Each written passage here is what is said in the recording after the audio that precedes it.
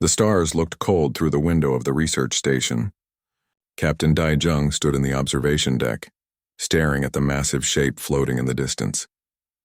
The ship was huge, bigger than anything he had ever seen. It was dark and silent, like a sleeping giant in the emptiness of space. Dai Jung was a salvage captain. He and his small crew made money by finding broken ships and selling their parts. It was not glamorous work, but it paid the bills. He had been doing this for 10 years, ever since he left the Earth Defense Force. The military life had not been for him. Too many rules. Too much politics. Out here in deep space, he made his own choices. Behind him, the door opened. Bora walked in carrying a data tablet. She was his engineer and the smartest person he knew. If something was broken, she could fix it. If something was impossible, she would find a way to make it work. They still want us to try, she said, looking at the dark ship. Every other team has failed. The coalition thinks we might get lucky. Dai Jung shook his head. Lucky. They think humans are lucky because we are too stubborn to quit. Bora smiled a little. Maybe they are right. The ship had been found 3 weeks ago by a coalition survey team. Nobody knew where it came from. Its design did not match any known species. The materials it was made from were older than any civilization in the galactic records. Scientists called it a marvel. Military officers called it a threat. Treasure hunters like Dai Jung called it an opportunity. But there was a problem. The ship would not turn on. Dozens of teams had tried to board it and activate its systems. The Valorians sent their best technicians. The Silthene brought their most expensive equipment. Even the brilliant minds of the Therix Collective had attempted to interface with the ship's computers. All of them failed. The ship stayed dark and silent, refusing to respond to anything. The coalition was getting desperate. They needed to know what the ship was and what it could do, so they hired Dai Jung and his crew. It was a last resort. If the humans failed, the coalition would probably blow the ship up and study the pieces. When do we go? Dai Jung asked. Tomorrow morning. Dr. Park wants to come with us. Dai Jung groaned. Dr. Hyunwoo Park was an archaeologist assigned to the coalition research station. He was brilliant but obsessed with ancient civilizations. He could talk for hours about dead species and forgotten empires. Dai Jung respected the man's knowledge, but he found him exhausting. Fine, Dai Jung said. But he follows our rules. This is a salvage operation, not a history lesson. The next day, they suited up and took a shuttle to the derelict ship. As they approached, Dai Jung could see just how massive it was. The vessel stretched for kilometers, its hull covered in strange patterns and symbols. There were no visible weapons, no engines, no markings that made sense. It was like looking at a piece of art that nobody could understand. They docked at one of the airlocks. Bora scanned the entrance, checking for atmosphere and structural integrity. Everything looked stable. The door opened without resistance, as if it had been waiting for them. Inside, the ship was even stranger. The corridors were wide and tall, built for creatures much larger than humans. The walls were smooth and metallic, but they did not reflect light the way normal metal did. Instead, they seemed to absorb it, making everything feel darker than it should be. Dr. Park was immediately excited. He pulled out his scanner and started recording everything. This architecture is unlike anything in the database, he said, his voice full of wonder. The precision is incredible. Whoever built this had technology far beyond what we have now. Dai Jung was less impressed. Can you tell us how old it is? Preliminary scans suggest at least 40,000 years. Maybe older. This ship predates every known civilization in the galaxy. They walked deeper into the ship, their footsteps echoing in the empty halls. There were rooms filled with equipment they could not identify. Strange consoles lined the walls, their surfaces covered in dust. Everything was silent. No power, no lights, just the faint hum of their suit systems and the sound of their breathing. Bora stopped at one of the consoles. She wiped away some of the dust, revealing a smooth surface underneath. It looked like glass, but harder. There were no buttons or switches, just a flat panel. The other teams tried everything to activate these, she said. Electrical pulses, energy transfers, even manual overrides. Nothing worked. Dai Jung watched as she placed her gloved hand on the panel. What are you doing? Just checking if there is any residual energy. The moment her hand touched the console, everything changed. Light flooded the corridor. Panels along the walls flickered to life, glowing with a soft blue radiance. The floor beneath them vibrated, a deep thrumming sound that seemed to come from the heart of the ship. Symbols appeared on the console, scrolling rapidly across its surface. Bora stumbled back, her eyes wide. What did I do? Daejung grabbed her arm, pulling her away from the console. I don't know, but we need to move. Before they could leave, a holographic display appeared in the center of the corridor. It was a projection of text, but the language kept changing. First, it showed symbols they did not recognize. Then it switched to something that looked like ancient Earth writing. Then it changed again, cycling through dozens of languages in seconds. Dr. Park moved closer, his scanner recording everything. It is trying to communicate. It is searching for a language we can understand. The hologram stopped changing. The text settled on something that made Daejung's blood run cold. It was Korean. Not modern Korean, but an ancient variant that had not been spoken on Earth for over 2,000 years. He could barely read it, but he understood enough. The words said, "Inheritors recognized. Defensive protocols reactivating. Welcome home." A voice filled the corridor. It was smooth and calm, speaking in perfect modern Korean. "I am Cheonsa. I have waited a long time for you." Bora looked at Daejung, her face pale. "Did that ship just talk to us?" Daejung nodded slowly. "I think it did." Dr. Park was practically shaking with excitement. "This is incredible. The ship has an artificial intelligence, and it recognizes humans. It called us inheritors." "Inheritors of what?" Daejung asked. The voice answered, "You are the descendants of those who were chosen. Your species was marked by the builders. Only you can awaken me. Only you can control me." The lights grew brighter. More systems activated throughout the ship. Somewhere in the distance, they heard the sound of massive machinery coming to life. The ship was waking up, and it was responding to them. Daejung felt a chill run down his spine. This was not just a derelict ship. This was something far more dangerous. And somehow it had been waiting for humans. Back on the research station, alarms began to sound. Sensors detected the massive energy surge coming from the derelict. Coalition officers scrambled to their posts, demanding answers. Admiral Tevlar, the four-armed Valorian commander, watched the readings with growing alarm. "What did those humans do?" he growled. His aide checked the data. "The ship is active, Admiral. All systems are coming online. Power levels are off the scale." Tevlar slammed his fist on the console. "Get them off that ship now." But it was too late. Inside the ancient vessel, Cheonsa continued to speak to the three humans. "I am a weapon. I was built to protect the galaxy from a threat that will return. The builders are gone, but their legacy remains. You are that legacy, and now the choice is yours." Daejung looked at Bora and Dr. Park. They were standing in the heart of the most powerful ship in the galaxy, and it had chosen them. The question was, what would they do with that power? The ship continued to hum with power. Lights glowed in every corridor. Systems that had been dead for thousands of years were now alive and working. Daejung, Bora, and Dr. Park stood in the central command chamber, surrounded by holographic displays showing information they could barely understand. Cheonsa's voice was calm and patient. The AI explained its history slowly, knowing that the humans needed time to process everything. The ship had been built by a species called the Precursors. They had ruled the galaxy tens of thousands of years ago, long before any of the current civilizations existed. The Precursors were powerful, Cheonsa said. They created wonders that modern species cannot imagine. But they faced an enemy that threatened to destroy everything. So they built me. Dr. Park was recording everything, his hands shaking with excitement. Why did they disappear? What happened to them? They sacrificed themselves to buy time. The enemy was delayed, not defeated. The Precursors knew the threat would return one day. They built me as a failsafe, a weapon to be used when that day came. Bora stepped closer to one of the displays. It showed a star map of the galaxy, but there were markers and symbols she did not recognize. Why did you only respond to us? Why humans? Cheonsa's holographic avatar appeared. It looked humanoid but was made of light and energy. The Precursors visited your world long ago when your species was young. They saw something in humanity that impressed them. You were weak and small, but you refused to give up.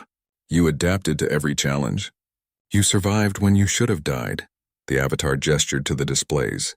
They encoded your genetic signature into my systems. Only beings with human DNA can activate my full capabilities. You were chosen to inherit their greatest weapon. Daejung felt the weight of those words. He was just a salvage captain. He had spent his life fixing broken ships and avoiding trouble. Now he was standing inside the most powerful weapon in the galaxy, and it was calling him an inheritor. What kind of weapon are you? he asked. Cheonsa's avatar turned to face him. I am a dreadnought. I was designed to end wars. My weapons can destroy fleets. My shields can withstand planet-breaking attacks. My technology operates on principles that current science cannot understand. Bora pulled up another display. It showed schematics of the ship's weapon systems. Her eyes widened as she read the data. These energy readings are insane. If these weapons are real, this ship could take on an entire coalition armada. They are real, Cheonsa confirmed. But I was not built to fight the coalition.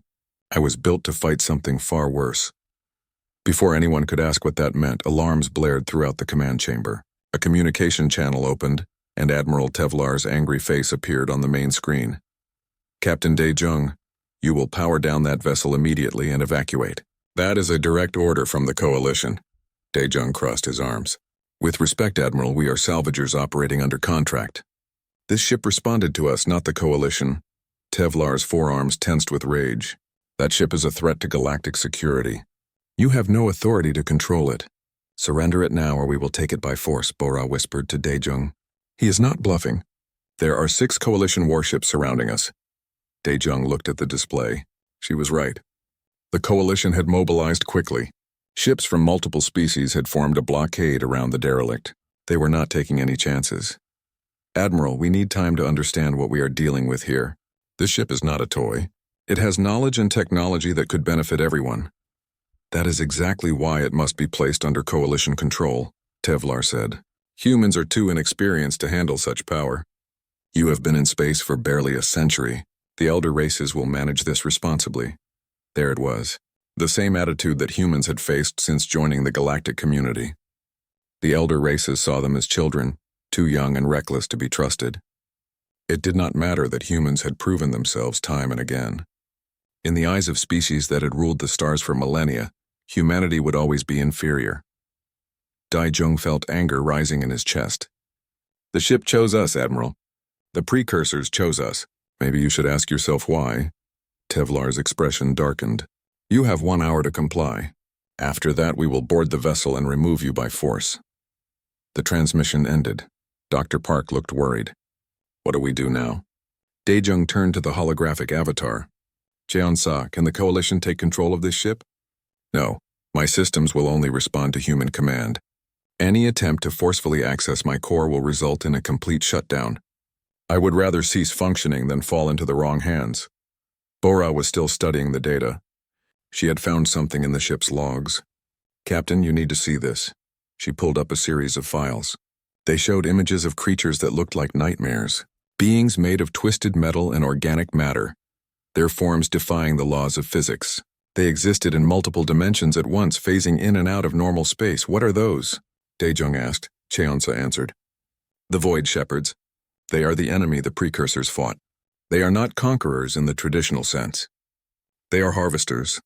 They strip entire civilizations of resources, converting matter and energy into fuel for machines that exist beyond your dimension.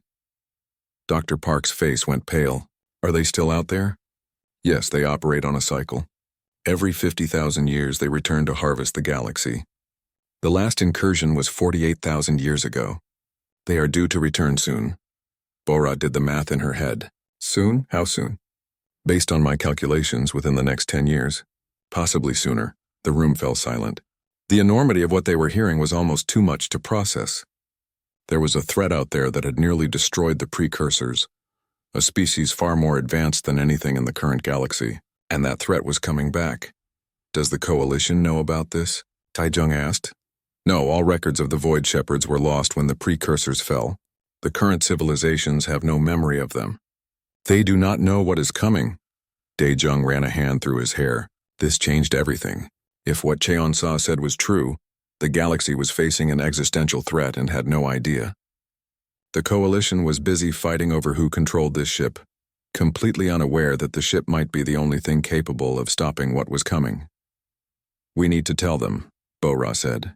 We need to warn the coalition. They will not believe us, Dr. Park said quietly. They will think we are making it up to keep the ship. Dae-jung knew he was right. The elder races already thought humans were liars and opportunists. If they claimed there was an ancient threat returning, it would sound like a desperate excuse. A new alarm sounded. Bora checked the sensors. Captain, we have incoming. A Varath strike team just launched from one of their cruisers. They are heading straight for us. They are not waiting for the hour to be up, Daijung said. Cheon-sa, can you defend us without killing anyone? Yes. My defensive systems can neutralize threats without lethal force. The Varath were a warrior species, proud and aggressive. Their strike team consisted of 12 soldiers in heavy combat armor. They breached one of the airlocks and entered the ship, weapons ready. They did not make it far. Cheon-sa's automated defenses activated instantly. Energy barriers appeared in the corridors, trapping the soldiers in place. Gravity manipulators locked them to the floor. Their weapons were disabled by electromagnetic pulses so precise that not a single system in their armor was damaged. Within seconds, the entire strike team was immobilized. They were unharmed but completely helpless. Cheon-sa had neutralized them with almost no effort. On the Coalition flagship, Admiral Tevlar watched the feeds from his soldiers' helmet cameras. He saw the ease with which the ship had stopped his best warriors. For the first time, he felt genuine fear. If this ship could do that without even trying, what could it do if it actually fought back? Daejung opened a channel to the Admiral. Your soldiers are safe. We will release them unharmed. But you need to understand something, Admiral. This ship is not a prize to be claimed. It is a weapon built for a purpose. And that purpose is more important than any of our petty disputes. Tevlar said nothing. He simply stared at the screen, his expression unreadable. Daejung continued, We need to talk, all of us, because there is something coming that makes this ship look small, and if we do not work together, none of us will survive it. The transmission ended. Daejung looked at his crew. Bora was still analyzing data. Dr. Park was translating more of Cheon-sa's files. They were 3 humans on a ship built by gods, facing a threat that could end the galaxy. And somehow, the fate of trillions of lives now rested in their hands. The Coalition Council chamber was filled with representatives from dozens of species. The room buzzed with angry voices, all demanding answers. At the center of it all stood Captain Daejung, flanked by Bora and Dr. Park. They had been summoned to explain themselves, to justify why they refused to hand over the ancient ship. Admiral Tevlar spoke first, his forearms gesturing dramatically. These humans have taken control of the most powerful weapon in known space. They refuse to relinquish it to proper authority. This is an act of theft and potentially an act of war. Murmurs of agreement rippled through the chamber. The elder races were united in their outrage.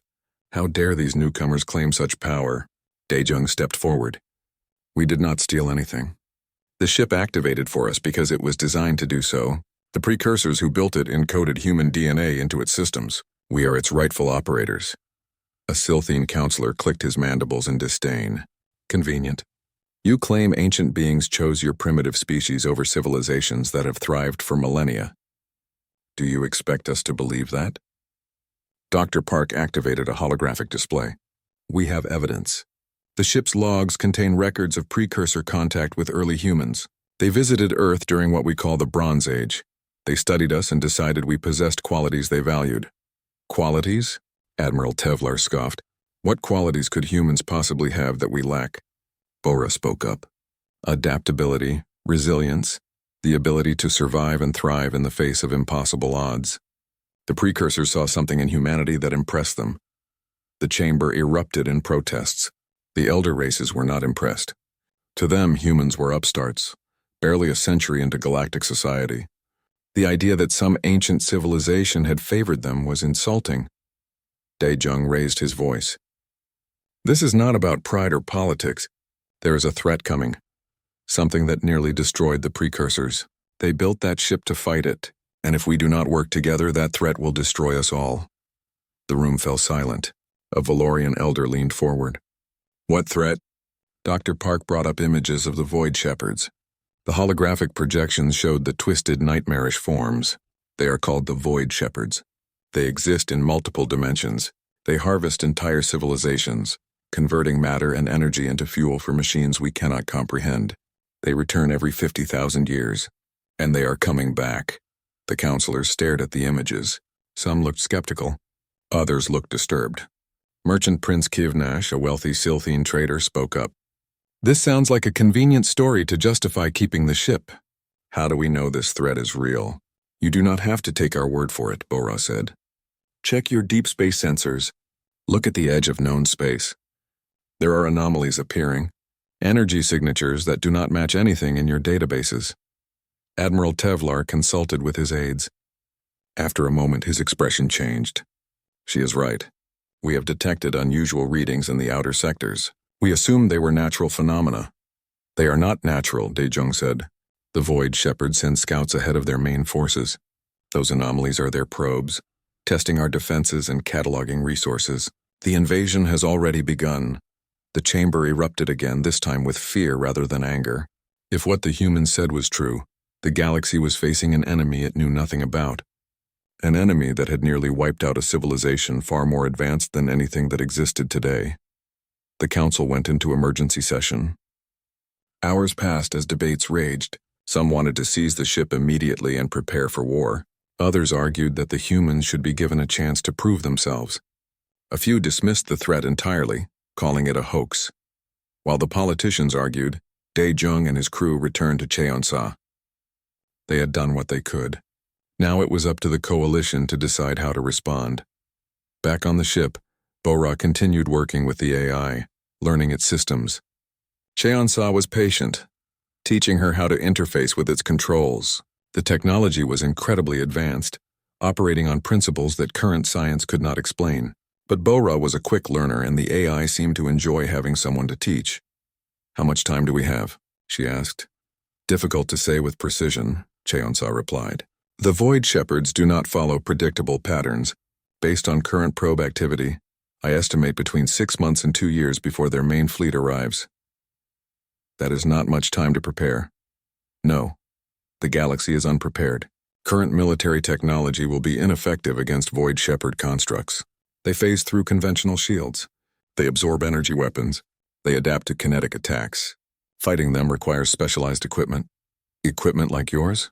"Yes, I was designed specifically to counter their capabilities. But I am only one ship. Even with my power, I cannot defend the entire galaxy alone." Bora thought about that. "Can we share your technology? Help the coalition upgrade their fleets?" "Some of it, yes. Basic defensive systems can be adapted to work with current technology. It will not make their ships as effective as me, but it will give them a fighting chance." That was something, at least. If they could convince the coalition to accept the technology, they might be able to build a defense before the enemy arrived. 3 days later, the council reached a decision. Daejung was summoned back to the station. This time the atmosphere was different. The anger had faded, replaced by grim determination. Admiral Tevlar addressed him directly. "The council has reviewed the evidence. We have confirmed the anomalies at the edge of known space. Deep space monitoring stations have detected additional probe activity. It appears your warnings were accurate." Daejung felt a small measure of relief. At least they believed him now. "The council has decided to form a unified defense fleet," Tevlar continued. "You will be given command of this fleet, with your ship as its flagship. We are placing the defense of the galaxy in human hands." The words hung in the air. Daejung felt the weight of them settle on his shoulders. He was a salvage captain. He had spent his career avoiding responsibility, staying out of trouble. Now he was being asked to lead the entire galaxy into battle against an enemy that terrified even the ancient precursors. "With respect, Admiral, I am not qualified for this. I am not a military commander." "You are the only one who can control that ship," Tevlar said, "and that ship is our best chance of survival. The elder races will provide their fleets and their experience, but you will lead them." Daejung looked at Bora and Dr. Park. They nodded.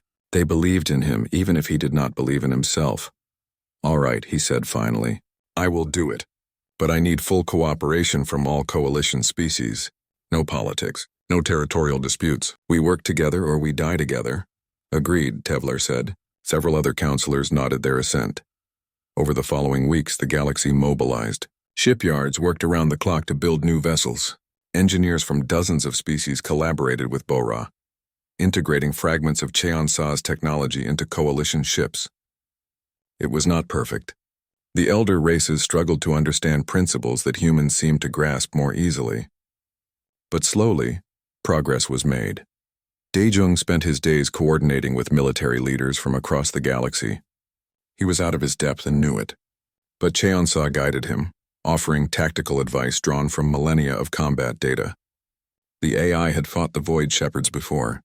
It knew their strategies, their weaknesses, their patterns. Dr. Park continued translating precursor records, searching for any additional information that might help. He discovered accounts of battles, descriptions of Void Shepherd technology, and warnings about their tactics. Every piece of knowledge was valuable. As the months passed, a sense of unity began to emerge. Species that had been rivals for centuries found themselves working side by side. The threat of extinction had a way of making old grudges seem petty. Then, 6 months after the Council's decision, the deep space sensors detected something new. A massive energy surge at the edge of the galaxy. A dimensional rift was opening. Cheon-sa's voice was calm but urgent. "Captain, the main fleet is arriving." "The Void Shepherds are here." Daejung looked at the tactical display. Hundreds of contacts were emerging from the rift. Strange, twisted shapes that defied normal physics. Ships that existed in multiple dimensions at once. Machines that harvested worlds. The coalition fleet was assembled and ready. Thousands of ships from dozens of species, all waiting for his command. It was time. "All ships, this is Captain Daejung," he broadcast on the fleet-wide channel. "The enemy has arrived. Remember your training. Trust your allies. And no matter what happens, do not give up. We fight for our homes. We fight for our families. We fight for the future of this galaxy." He took a deep breath. All ships engage. The battle for the galaxy had begun. The first wave of Void Shepherd constructs hit the coalition fleet like a nightmare made real. They were unlike any enemy the galaxy had ever faced. Ships that phased between dimensions. Weapons that tore through shields as if they were made of paper. Harvester drones that disassembled matter at the molecular level.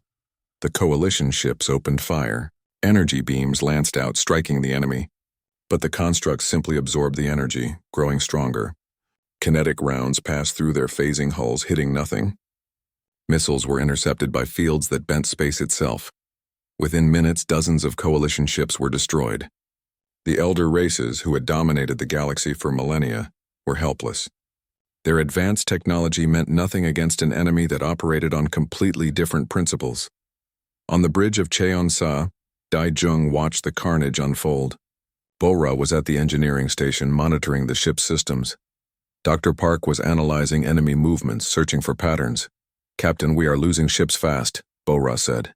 "Their weapons are ripping through our defenses." Daejung clenched his fists. He had known it would be bad, but seeing it happen was different. These were real people dying out there, real ships being torn apart. "Cheon-sa, what are our options?" The AI's voice was calm. "I can engage the enemy directly. My weapons are designed to counter their phasing technology, but I cannot protect the entire fleet while fighting. You must choose where I am most needed." Daejung studied the tactical display. The fleet was spread across a vast area of space, trying to create a defensive perimeter, but the Void Shepherds were breaking through in multiple locations. He needed to prioritize. Target the largest concentration of enemy forces. We need to thin their numbers and buy the fleet time to regroup. Understood. Engaging.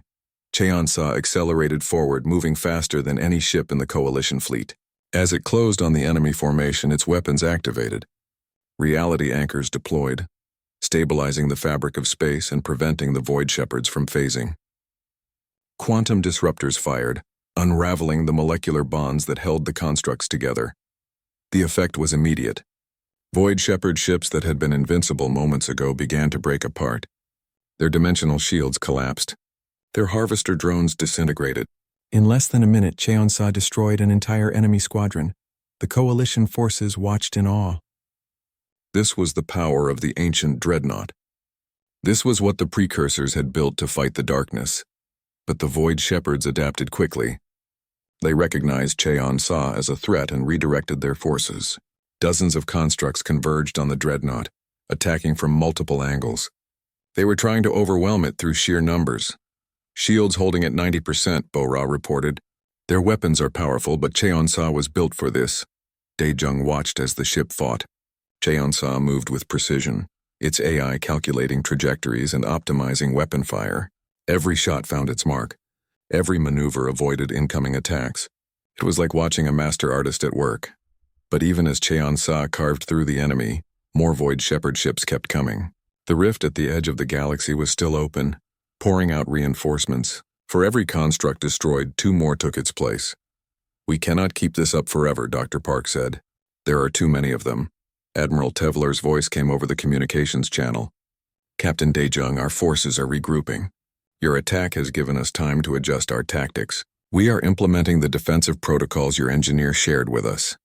Daejung felt a flicker of hope. "How are they working?" "Better than expected. The modified shields are holding. Our weapons still cannot match yours, but we are no longer completely helpless. We can fight now." It was not much, but it was something. The coalition fleet rallied, forming tighter formations and supporting each other. Ships that had been fleeing moments ago now stood their ground. They were learning. They were adapting. The battle raged for hours. Space lit up with energy weapons and explosions. Ships from both sides were destroyed. The void became a graveyard of shattered hulls and debris. Daejung lost track of time. Every moment was consumed with tactical decisions. Where to send Cheonsa, which ships needed support, how to maximize their limited resources. He had never been a military commander, but war had a way of teaching harsh lessons quickly. Bora worked tirelessly at her station, managing the ship's systems and coordinating with coalition engineers. She was sharing real-time data, helping them adjust their defenses on the fly. Her knowledge of Cheonsa's technology was saving lives. Then something changed. The Void Shepherd forces began to pull back, not retreating but regrouping.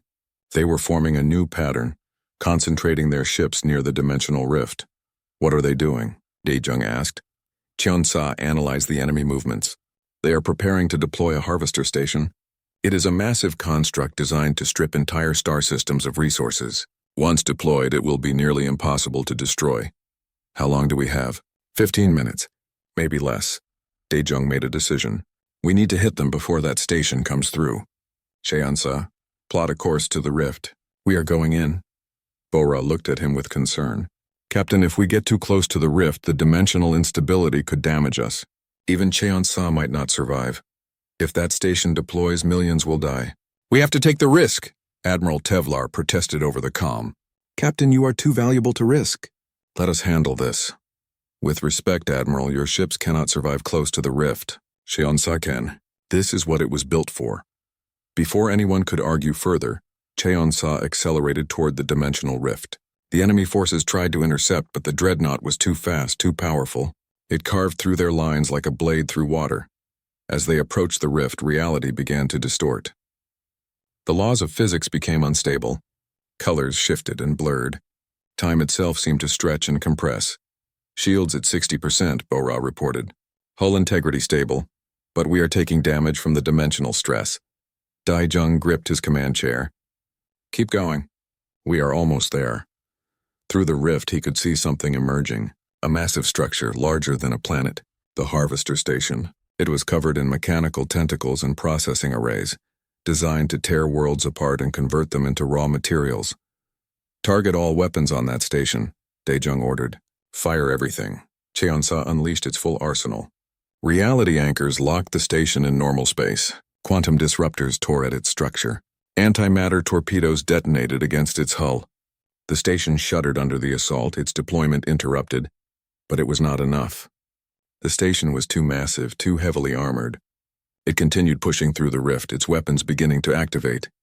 "Captain, we need more power," Bora said. "I can divert energy from life support and secondary systems, but it will leave us vulnerable." Daejung did not hesitate. "Do it." Bora's fingers flew across her console. Energy redirected through the ship's systems. Cheonsa's weapons charged to maximum capacity. The dreadnought fired again, this time with everything it had. The harvester station exploded. The blast was so powerful it destabilized the dimensional rift. The opening began to collapse, pulling Void Shepherd ships back through before they could escape. In moments, hundreds of enemy vessels were sucked into the rift and torn apart by the dimensional turbulence. Cheonsa barely escaped the collapsing rift. The ship tumbled through space, its systems overloaded. Alarms blared across the bridge. Sparks flew from damaged consoles, but they had done it. The harvester station was destroyed. The rift was closing. The immediate threat was over. The coalition fleet erupted in cheers. Ships from dozens of species celebrated together. They had won. Against impossible odds, they had survived. Admiral Tevlar's voice was filled with emotion. Captain Daejung, on behalf of the Galactic Coalition, I thank you. You have saved us all. Daejung slumped in his chair, exhausted. We all did our part, Admiral. This was a team effort. Bora was already running diagnostics on Cheonsa's systems. We took heavy damage. It will take weeks to repair. That is fine, Daejung said. I think we all need a rest. But even as the celebrations continued, Daejung felt a knot of worry in his stomach. They had won this battle, but was the war truly over? The rift had closed, but did that mean the Void Shepherds were gone for good? Cheonsa's voice answered his unspoken question. Captain, that was only an advance force. The main fleet has not yet arrived. This victory bought us time, but the true battle is still ahead. Daejung closed his eyes. Of course, it could not be that simple. Nothing ever was. 3 weeks passed. The galaxy licked its wounds and prepared for the next battle. The Coalition had lost thousands of ships and millions of lives, but they had learned valuable lessons. The elder races were no longer arrogant. They understood now that their technology alone was not enough. They needed to work together. They needed humanity. Cheonsa was repaired and upgraded. Bora had pushed the ship systems even further, integrating new capabilities that not even the precursors had imagined. She worked day and night, driven by the knowledge that their next fight would be their last. Either they won, or everything ended. Daejung spent his time coordinating the defense. The Coalition fleet was larger now, with more ships equipped with modified technology. It still was not enough to match Cheonsa, but it gave them a chance. Every ship captain knew their role. Every crew was ready to die if necessary. Dr. Park had made a breakthrough. Deep in the precursor archives, he found records of the final battle between the ancient civilization and the Void Shepherds.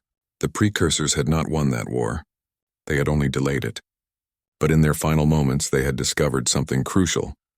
The dimensional rift can be sealed permanently, Dr. Park explained to the command staff, but it requires a massive energy surge from within the rift itself. The precursors tried to do it, but they ran out of time. Admiral Tevlar studied the data. What kind of energy surge are we talking about? Something equivalent to a star going supernova. Cheonsa has a device capable of generating that much power. It is called a dimensional cascade generator, but using it means entering the rift. Silence filled the room. Everyone understood what that meant. Entering the rift was a one-way trip. The dimensional instability would tear apart anything inside when the cascade activated. Daejung spoke quietly. If we seal the rift, the Void Shepherds will be trapped in their dimension. They cannot come back, correct, Dr. Park said, but the ship and everyone on board will be destroyed in the process. Bora had been listening silently. Now she stood up. There might be another way. I have been studying the cascade generator. If someone stays on board to guide the ship through the dimensional collapse, there is a small chance of survival. The ship's shields might hold long enough to escape. How small a chance? Admiral Tevlar asked. Less than 5%. The room fell silent again. 5% was barely anything, but it was better than 0. 2 days later, the sensors detected a massive energy surge at the edge of the galaxy. The main Void Shepherd fleet was arriving. The readings were terrifying. Tens of thousands of ships, constructs the size of moons, harvester stations that could consume entire star systems. The Coalition fleet assembled for the last time.